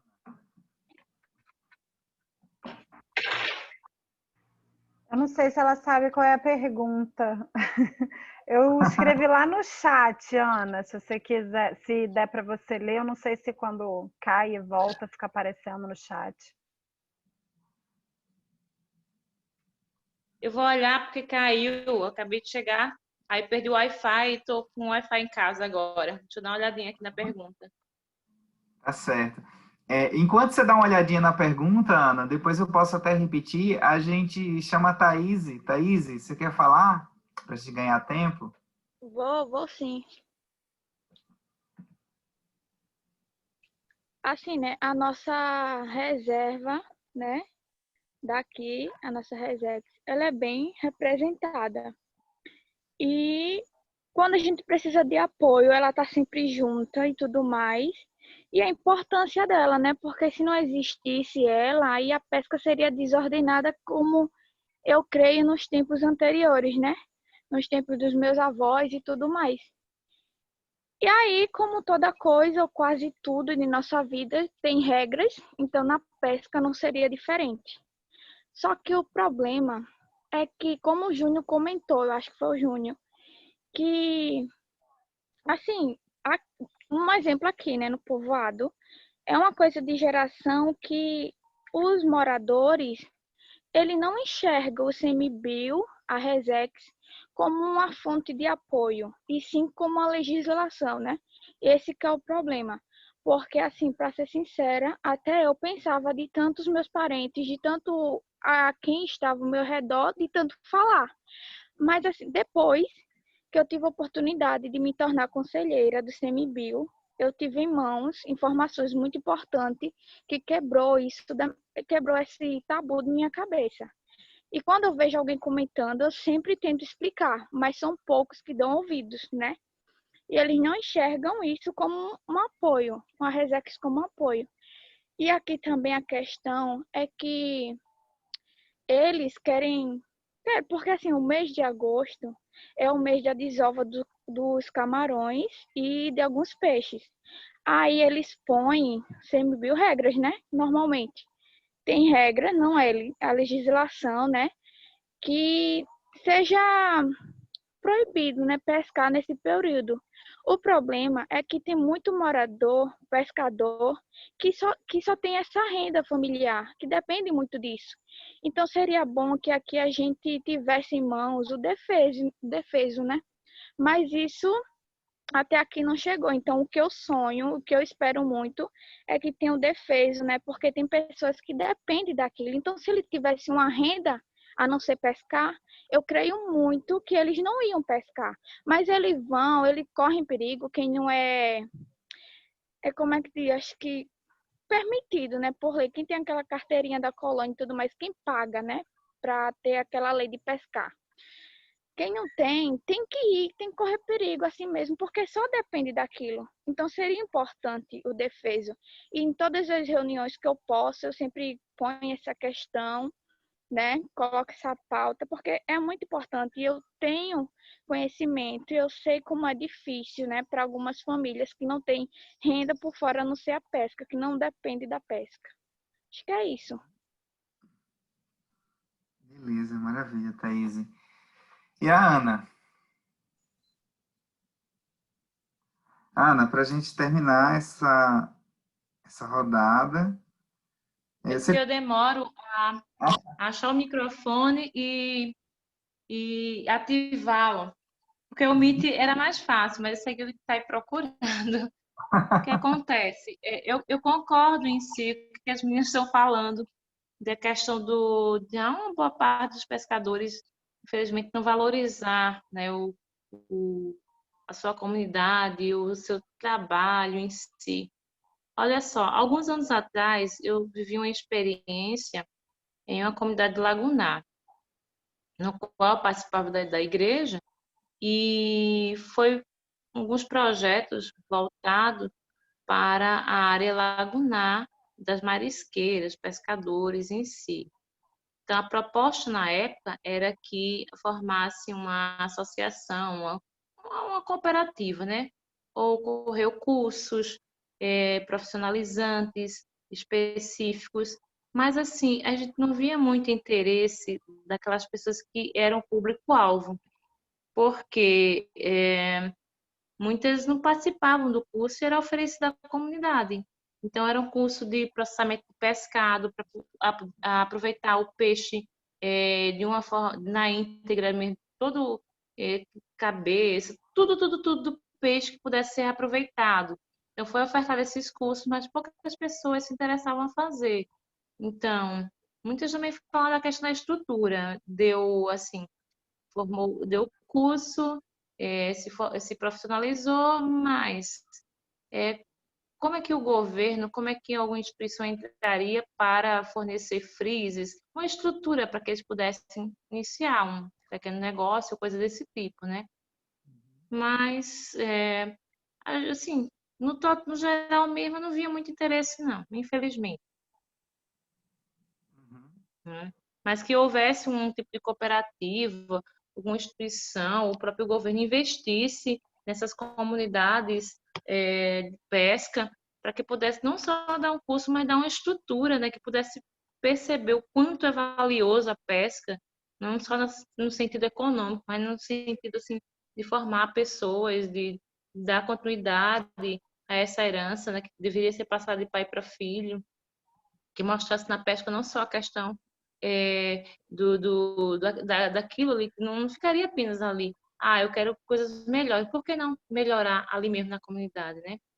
Então, eu não sei, precisaria ter um tipo de incentivo que pudesse ser consistente, né? Aí, não sei se teria que abrir a mente das pessoas e preenchê-la, não sei. É muita coisa, né? Obrigado, Ana. Olha só, eu acho que a gente primeiro tem que ter um limite de horário, né? Eu acho que terminaria agora às 8h30, é isso, Gabi? Aham, tá, mas aí a gente já vai encaminhando aqui para finalizar esse nosso encontro. Qual o objetivo, então, da gente ter feito essas reflexões, eu ter feito essas perguntas a vocês, né? Se vocês pararem para refletir, muitos falaram assim, eu não sabia muita história sobre a minha família, né? Eu sei poucas histórias, ou agora eu vou me interessar mais em saber mais, mas mesmo o pouco, né? Alguns falaram que sabiam pouco. Eu ainda percebi que sabia muita coisa importante. Alguns traziam, inclusive, histórias assim de elementos, né? De afetividade, de demonstração ali de carinho ou de transmissão de história, de conhecimento, de experiências. E isso mostra para a gente que a gente está conectado com a história da nossa família, com a história da nossa comunidade. Então, as nossas famílias chegaram nessas comunidades, chegaram nesse território e começaram a pesca e foram desenvolvendo sua história através das gerações há muito tempo.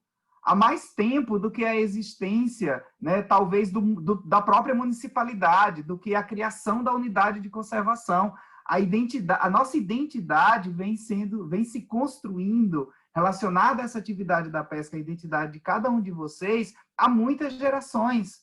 Alguns há mais gerações, outras há mais recente, Mas o fato é que vocês têm uma conexão com história, ali com uma identidade, né, que está em processo de constituição, porque nenhuma identidade cultural é congelada, né? Nenhuma relação com o meio natural ou as relações sociais são eternamente as mesmas, né? Elas mudam, a cultura é dinâmica, né? Mas ali há um processo, há uma teia, há um fio que nos conecta com outras gerações, né? Essas outras gerações fazem parte de nós, estão ali no nosso íntimo, né? Constituíram nossas visões, nossas memórias, mesmo sem a gente perceber. Muitos de vocês escutavam as histórias da avó, do avô, né? Do pai, da mãe, e aquilo estava construindo, né? Em cada um sentimento de pertencimento que a gente nem percebe, às vezes a gente nem percebe. E as nossas famílias, nossas comunidades estão ali no território, né, exercendo a atividade da pesca, né, se reproduzindo, se sobrevivendo, né, criando ali as suas relações familiares, né, e esse território é muito mais amplo, muitas vezes é muito mais amplo do que o território da própria unidade de conservação. Vai além da unidade de conservação, né?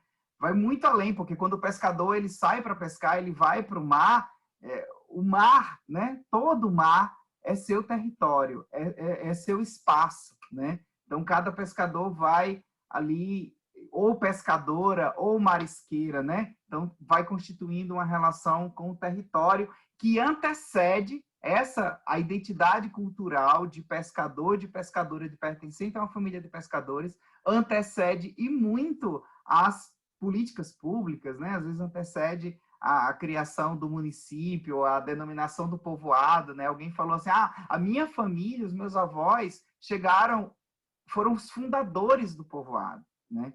Então, é muito forte, é muito presente, às vezes a gente não percebe, mas a identidade, né, da nossa comunidade, nossa família, está em nós, está na nossa, né, no nosso ser, e esse território, ele é anterior, na maioria das histórias de vocês, à unidade de conservação. E aí vem o desafio, porque chegar à unidade de conservação traz normas, traz regras, traz uma discussão com as pessoas, com os diferentes atores e tenta ordenar o uso daquela área. Mas é importante que vocês estejam se preparando para esse diálogo com a unidade de conservação, até porque a unidade de conservação ela não traz uma visão única, ela traz várias visões e vários interesses. É a própria comunidade que tem que defender os seus interesses, não tem que delegar os seus interesses, a defesa, né, da sua história e do seu território, não tem que delegar para outra pessoa, para outra instituição. Né? A própria comunidade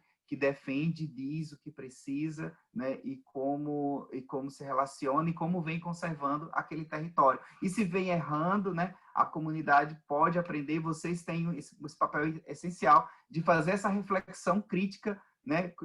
Com suas famílias, com suas comunidades, e trazer uma posição política para a unidade de conservação. Não vai ser a equipe da unidade de conservação que vai né, assumir essa defesa dos territórios.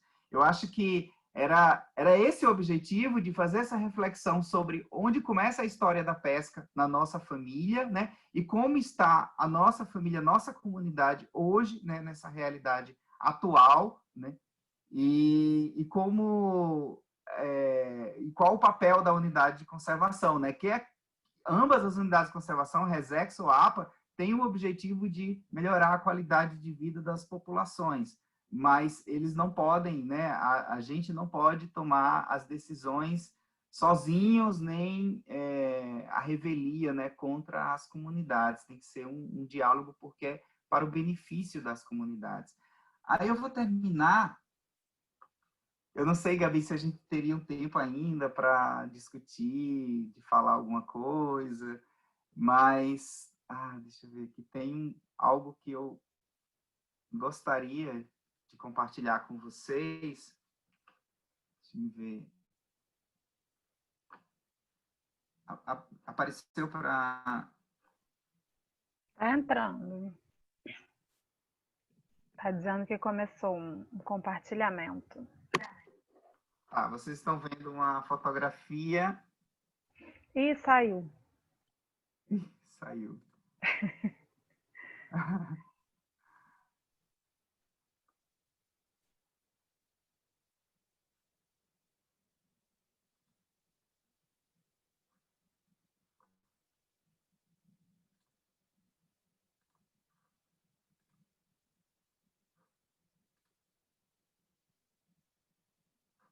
Foi.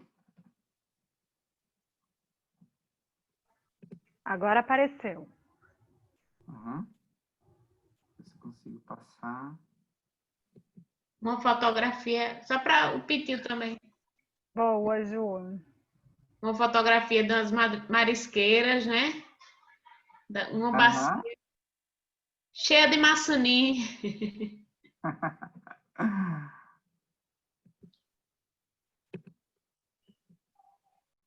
Agora congelou.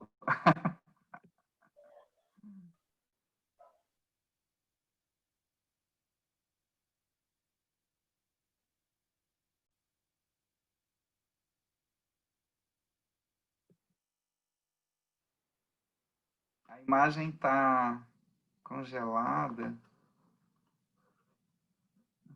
Eu vou tentar só mais uma vez, senão eu explico para vocês.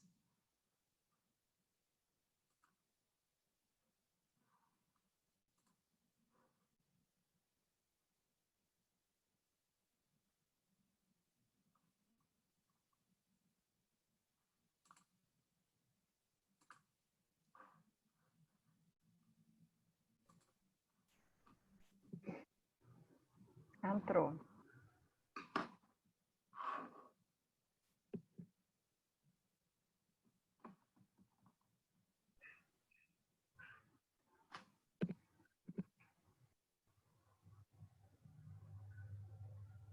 Tá, apareceu um slide para vocês com um texto sobre o território. Apareceu. Eu trago aí uma definição do Paulo Freire, né? O nosso grande educador brasileiro, Paulo Freire, que no seu livro A Pedagogia da Autonomia faz uma referência ao território e ele diz assim, que o território é um suporte, espaço restrito ou alongado a que o ser humano se prende afetivamente tanto quanto precisa para resistir, pois é o espaço necessário ao seu crescimento e que delimita seu domínio.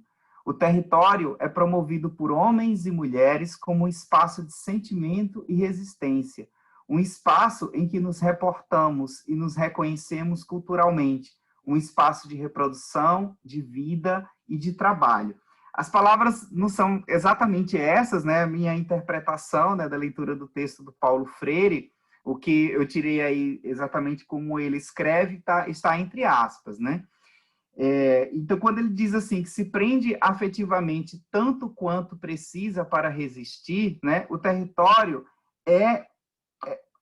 não é o território de uma comunidade de pescadores, dificilmente tem como ser delimitado, né, fisicamente, porque é o território da vida, é o território do trabalho, é o território em que ele se reconhece enquanto pescador. Muitos falam que o território do pescador, na verdade, é maritório, acho que já ouvi essa expressão, né, para se referir ao mar.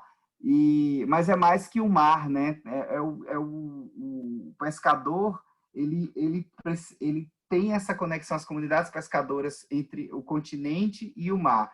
E, como eu disse, o território da pesca vai muitas vezes além da unidade de conservação, porque é o território onde o pescador busca o sustento da sua família e ele se reconhece, sua família e seus descendentes se reconhecem. Então, muito importante a defesa do território do pescador, porque cada vez mais os pescadores perdem os territórios, né? Os territórios terrestres, os territórios marinhos, né? O seu espaço da pesca. Então, a gestão do território da pesca tem que ser muito bem pensada, tem que ser muito bem planejada. E a última frase que eu gostaria de deixar é essa frase de Walter Benjamin, é um filósofo alemão que ele fala muito da questão da história oral, da experiência de vida, né? E ele diz assim, é um pouco duro, né? Ele diz assim, num texto com o título é Experiência e Pobreza. Rejeitam a imagem do homem tradicional, solene, nobre, adornado com todas as oferendas do passado, para dirigir-se ao contemporâneo nu, deitado como recém-nascido nas fraldas sujas da nossa época. O que é que Benjamin quis dizer? É que a gente precisa, que a gente está perdendo a conexão com a memória, está perdendo a conexão com a história de vida, né, das pessoas próximas da gente, daqueles que trazem uma experiência de vida, mesmo que nessa experiência de vida venha muita coisa que parece fantasiosa, que parece lenda urbana, ali tem muito conhecimento, tem experiência. Então, a gente, não sei, eu não sei, é muito uma coisa assim de aprendizado pessoal, assim, da gente escutar mais os nossos pais, escutar mais as histórias dos mais velhos, né, dos nossos tios, porque essa também é a nossa história. E hoje a gente é bombardeado de informação por todo lado, e a gente troca essa experiência por um monte de informação dispersa, um monte de informação, muitas vezes, informações falsas, né? E aí é essa crítica que Walter Benjamin faz, que a gente troca a experiência do passado facilmente por qualquer informação do presente, né? No meio de tudo isso que está acontecendo. É um alerta para a gente não perder as nossas referências. Então, como a gente falou hoje, vamos voltar mais às nossas referências, né? E aí eu trago algumas imagens de pescadores da Barra de Santo Antônio, são imagens da Bárbara, né? Essa pescadora que eu encontrei no arquivo da APA, eu nem a conheço, né? Eu não sei de qual é a sua comunidade, eu não sei o seu nome, mas eu sei que ela tem muitas histórias para contar. Eu sei que ela sabe muito. Ela viveu muita coisa. Elas viveram muitas coisas. E tem muita experiência, muita riqueza de experiência. Não vamos trocar essa riqueza de experiência pela pobreza da informação rápida, né? Ou de se desconectar do nosso passado, da nossa história. É isso, gente. Perdão, me alonguei muito, falei demais. Espero que... Ai, eu adorei, amei. É muito ruim também, assim como é ruim não ver a cara das pessoas, é muito ruim a gente não poder aplaudir, mas o Júnior já deu a solução aí. Botou a mãozinha do Zoom. Foi muito bom essas reflexões e o mais legal foi... A gente sentiu falta do seu Paulo Amaro, mas foi muito legal também ver quanta história ligada à identidade, quanto conhecimento de identidade os meninos têm, né? Todos vocês têm, né? Às vezes, o nome desse módulo é um nome que parece uma coisa super difícil, né? Identidade e território. Eu sempre achei o nome do módulo parecia uma coisa meio complicada, né? Mas é muito legal, acho que o encontro de hoje, ele desmistificou um pouco isso e mostrou que a identidade está dentro da história de cada um, né? Que todos vocês sabem sobre identidade, porque vocês conhecem a sua história, conhecem a história da família de vocês, da comunidade de vocês, do lugar onde vocês estão, né? Onde vocês interagem. E isso é identidade e território. Então, vocês têm muito conteúdo ligado a isso, assim. Eu li aqui a Elinete no chat falando que estava encantada com as histórias que vocês trouxeram e para vocês aproveitarem que tem de hoje para amanhã para mergulhar mais nessas histórias. Aproveita quem está perto da família para vocês perguntarem mais sobre essas lembranças, essas memórias que vocês trouxeram, porque aí amanhã a gente vai contar isso já com um olhar, né, que a gente está levando para a oficina de contação de histórias. Acho que vai render muita coisa legal, assim, muita coisa bonita. E histórias muito complementares, muito diversas e muito cheias de conteúdo, né? Trazendo a Ana, que trouxe essa coisa do imaginário, né? Da cultura mais do imaginário, e várias histórias positivas, mais tristes, engraçadas, vários tabus ligados à pesca, né? A questão da mulher na pesca sempre aparece muito, e eu achei muito legal que as fotos que o Ulisses trouxe foram principalmente de mulheres na pesca, né? E é um grande desafio que a gente tem, que é tirar essas mulheres da invisibilidade, né? Mostrar que elas existem e que elas estão pescando todos os dias e que elas são grandes responsáveis por colocar comida na mesa de muita gente, né? Então, achei incrível o encontro de hoje. Fiquei muito feliz que todos participaram. Adorei essa metodologia do Ulisses de perguntar, escrever o nome e depois perguntar para todo mundo de novo. Então, vocês se preparem que daqui para frente a gente vai adotar essa dinâmica, que foi muito legal, foi muito bom.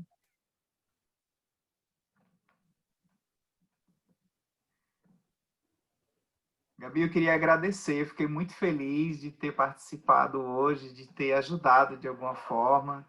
Eu acho que eu cheguei meio enrolado, tanta coisa do dia a dia, do trabalho, e aí aquela expectativa de estar com o seu Paulo Amaro, e a gente teve que mudar de última hora, mas eu estou muito feliz que tenha contribuído. E espero que saiam histórias lindas aí da oficina. Eles estão comentando aqui no chat que também adoraram a interatividade de hoje.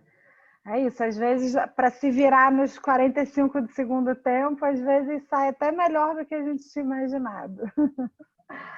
Acho que é isso, gente. Alguém quer fazer alguma pergunta para o Ulisses? Hoje é ele que perguntou um monte para a gente, né? Mas se vocês quiserem fazer alguma pergunta para ele, ele fugiu das perguntas, olha. Ele jogou as perguntas para a gente e aí a gente não fez pergunta nenhuma para ele. Mas se alguém quiser, esse é o momento. Eu dizer só rapidinho assim que eu adorei saber assim mais um pouco da história de cada um, né? Porque a gente está aqui convivendo, alguns mais como a Vitória mesmo entrou no módulo 4, mas Júnior já está desde o começo, e mesmo a Vitória que entrou no módulo 4, a gente já conviveu bastante, mesmo de forma online, né? Já tem uma proximidade, mas a gente não sabia, assim, eu acho que a Gabi também não, né? Dessa história mais de vocês com a pesca, e que bom a gente conhecer mais um pouquinho, ter a oportunidade, e espero que essas histórias se aprofundem, né? Estou curiosa para saber mais. Que é isso. E grata a Ulisses, que maravilha! Sabia, eu tinha certeza que ia ser muito bom. Está preocupada? Eu não estou, não. Tenho certeza que vai ser bom.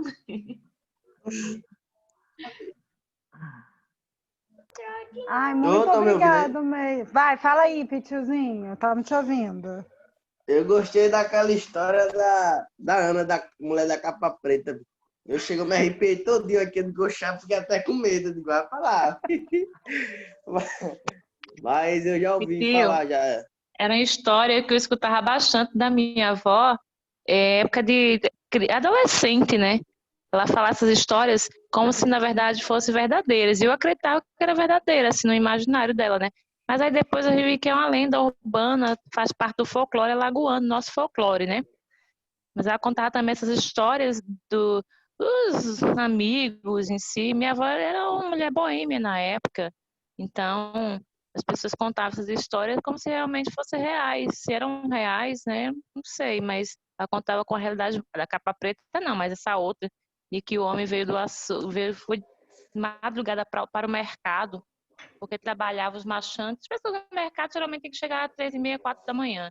E passou, olha, pelo cemitério e viu uma mulher com a mão na barriga e ela tinha morrido de uma facada de coisas parecidas, né? Então, eu morria de medo. Morria de medo mesmo. Uma vez passou uma procissão, na verdade era uma procissão de velas, eram de pessoas mortas. Então, às vezes eu me assustava, eu ficava com medo, né? Mas eram histórias. Minha mãe também, meu pai também, ele contou muita história, né? Minha mãe disse que antigamente teve uma procissão que passou, né? Aí teve não sei o que foi que disse, olha, não fique na rua tarde da noite, madrugada. Aí ficou, né? Porque antigamente não tinha esse negócio de roubo nem nada. Aí passou uma procissão, aí do meio dessa procissão saiu uma mulher com, se eu não me engano, foi com uma vela, se eu não me engano. Parece que foi. Essa mesmo, pediu que a minha avó contava também. Aí fez bem assim, deu. Aí quando olhou, um pedaço de osso, de gancho, eu corria. Foi, exatamente, essa história que ela contava pra mim. Não era pra ficar, porque aí não sei o que foi que aconteceu lá. Eu acho que foi tanta coisa que eu nem lembro mais. Tem um tempinho já. Eu acho que era uma história para quem fosse, aquelas mulheres fofoqueiras que ficavam na porta, ficasse com medo e não ficasse na porta. Eu acho que era isso, né? Era. Também tem negócio de fogo corredor, é tanta história, mano. Mas despertava a nossa curiosidade, então mexia com o nosso imaginário, e isso fazia com que nossos neurônios pudessem ficar ativados, né? Então, essas histórias, de alguma forma, macabro ou não, indiretamente ou não, fizeram, de certa forma, um certo bem, né? E ficamos instigados à curiosidade, então, isso é fantástico, né? Essas histórias. É. A minha mãe também, meu pai conta muito. Meu pai é do tempo dele, né? Dizia que ele teve uma vez, teve uma mulher, né, que ela chamava muito apelido mesmo. Aí meu pai disse assim, deixa eu chamar apelido. A mulher, não sei de que. Aí pensa que não, meu pai veio, ó. A panela, o fogão acendeu sozinho. As panelas, digo, oxe, só correu, não, foi ele que não correu, não, ele ficou lá, digo, rapaz, você tem coragem, viu? E esse negócio que é de não sei o que, não baixa não, ninguém não, eu já fiquei de frente com gente que tava manifestado já, altas vezes. Chegou perto de mim assim, eu conversei, né? Não sei de quê. Eu digo, oxe. Mas também, se você ficar com medo, é pior. Foi com medo, não. Fiquei lá na hora, né? Mas depois, mano, só Deus sabe a minha reação. Muita história que tem. Muita história. Verdade. A Thaisa já tá falando aqui, olha, eu quero dormir aqui depois de escutar essas histórias, como é que vai ser? A Pitiu e Ana Cristina só sai filme de terror, história de terror. Ai, gente, estão aqui, Ju, para o Pitiu saber, estão aqui no bate-papo, no chat, Pitiu. A Ju já dizendo para a Thaís que hoje é dia de testar as pernas para correr. Adorei. Ai, muito bom, gente. E aí, vamos encerrar nosso dia de hoje ou mais alguém quer fazer mais alguma colocação? Ulisses, muito obrigada por você participar essa noite com a gente. Por um piapo, a gente não tem o Ulisses na equipe aqui de execução do projeto. O Ulisses foi embora. Já tem um ano, Ulisses, que tu saiu daqui? 1 ano e meio. Olha aí, 1 ano e meio. Por pouco ele não está aqui com a gente na equipe, mas foi ótimo conseguir puxar ele na noite de hoje. Então é isso.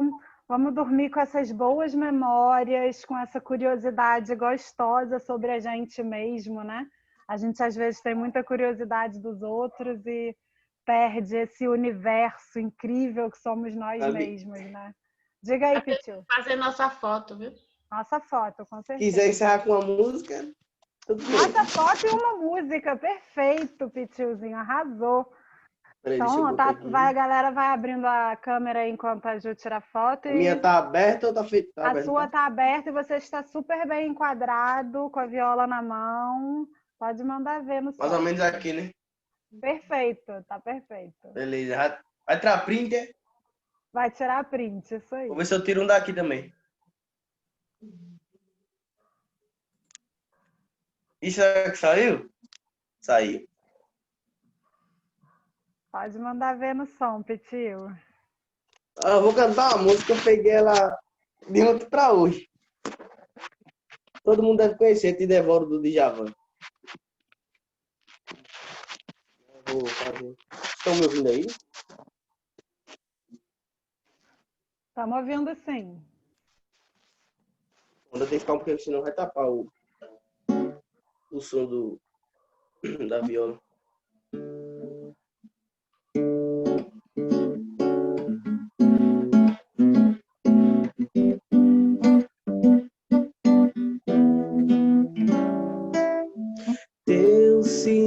se me confundindo a cabeça, os pés, mas por dentro eu te devoro. Teu olhar não me diz exato quem tu és, mesmo assim eu te devoro. Te devoraria a qualquer preço, porque te ignoro, te conheço quando chama, quando faz frio. De outro plano te devoraria tal Caetano ao Leonardo DiCaprio. E é um milagre, tudo que Deus criou foi pensando em você. Fez a Via Láctea, fez os dinossauros. Sem pensar em nada, fez a minha vida. E te deu, te deu. Sem contar os dias que me faz sofrer. Sem pensar em ti perdido na solidão. Se quer saber se eu quero outra vida, não, não, não. Eu quero mesmo viver pra esperar, esperar, devorar você.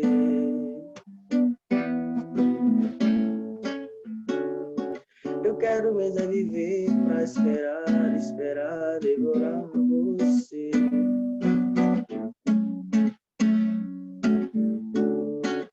Meu viver é esperar você.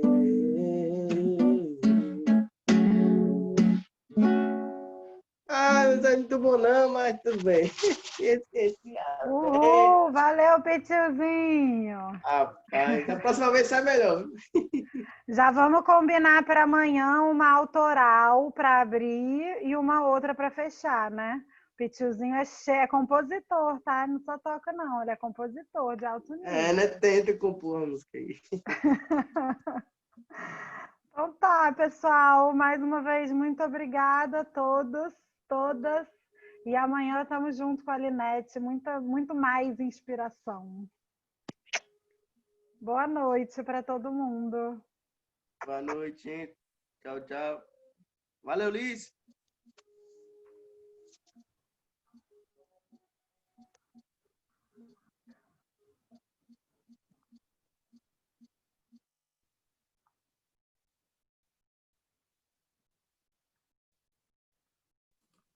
Gabi, eu fico? Tem avaliação?